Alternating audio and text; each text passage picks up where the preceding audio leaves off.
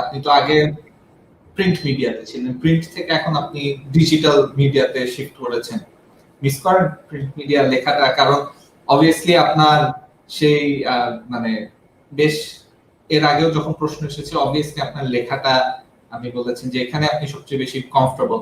So এটা একটা নতুন মিডিয়া, ক্যামেরার সামনে কথা বলা, এখানেও আপনি বেশ পারদর্শী। এটা মানে নট আউট নোমান শুরু হওয়ার আগে মাথা নষ্ট ক্রিকেট থেকে আমরা সবাই জানি, বাট সেটা কতটুকু মিস করেন? আর লেখালেখি নিয়ে কি প্ল্যান একটু যদি জানতে পারি।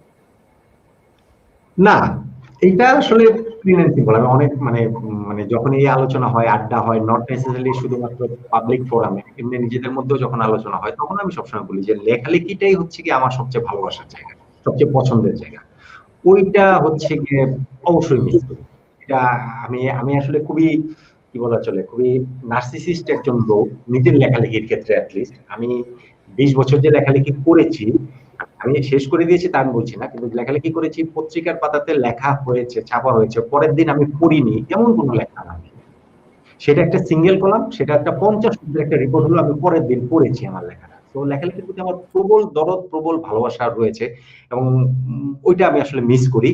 কিন্তু মিস করার সঙ্গে সঙ্গে একই সঙ্গে এটাও ঠিক যে এখন একটা নতুন একটা প্ল্যাটফর্মে এসেছি, সেই জায়গাটা একটু থিতু হয়ে নেই, সেই জায়গাটা গাড়িটা একটু সচল হোক, গিয়ার গুলো একটু চেঞ্জ করুক, তারপরে লেখালেখি তো করবোই।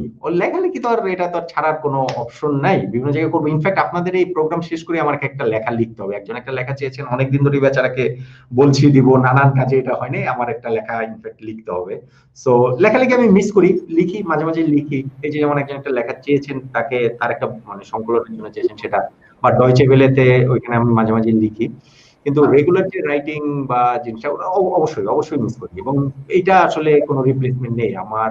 এটা যত কিছুই বলেন, নট আউট নোমান বা যত কিছু বলেন, ওইটা আসলে আমি তো যখন এর আগেও যখন মাথা নষ্ট ক্রিকেটে যখন গেছি, তখন তো এই মাথা নষ্ট ক্রিকেটে ইনফ্যাক্ট আমার নট আউট নোমানের এখন আমি যেটা বুঝি বা আমার যে উপলব্ধি, সেটা হচ্ছে আমার জন্য এটা খুব ভালো একটা কি বলতে একটা প্রস্তুতি সেটা ছিল। এবং তখনও তো আমি যখন বিভিন্ন টেলিভিশনে যেতাম বা বিভিন্ন টক শোতে যেতাম, তখনও পাবলিকের ফিডব্যাকটা অনেক স্পষ্ট পাওয়া যেত, ডিরেক্ট পাওয়া যেত। লেখালেখির ক্ষেত্রে যেটা হয়তো একটু ঘুরে আসে বা অন্যভাবে আসে, হয়তো বা ওরকম প্রবল ভাবে আসে না, কিন্তু তখনও আমার তৃপ্তির জায়গাটা সবসময় লেখালেখি ছিল। এবং এখনো আমি যে নট আউট নোমান নিয়ে অনেক কিছু করার চেষ্টা করছি, কিন্তু তার মধ্যেও এটা আমি বলার জন্য বলছি না, আমি সিরিয়াসলি আমার লেখালেখিটা মিস করি। আমার পাঠকরা খুব একটা মিস করেন না, কারণ এটা এমন কোনো কিছু হয় না যে সেটা মিস করতে হবে, কিন্তু আমি নিজে মিস করি লেখাটা। কিন্তু আমি এটা করবো অবশ্যই। লেখালেখি ছিল যে আপনি যদি দুইটাকে তুলনা করেন, ঠিক আছে, সো কোনটাতে আপনার মনে হয় বেশি ইম্প্যাক্টফুল, বা কোনটাতে আপনি মনে করেন যে আপনি বেশি ইম্প্যাক্ট ফেলতে পারছেন আপনার লেখালেখি দিয়ে, নাকি আপনার এখন যেসব লাইফ আসলে আমি আসলে ইম্প্যাক্ট বা মাস পিপলের কাছে কি সেই জায়গার চেয়ে আমি নিজের জায়গাটাতে একটু স্বার্থপরের মতো বলবো, আমার ভালোবাসার জায়গা লেখালেখি।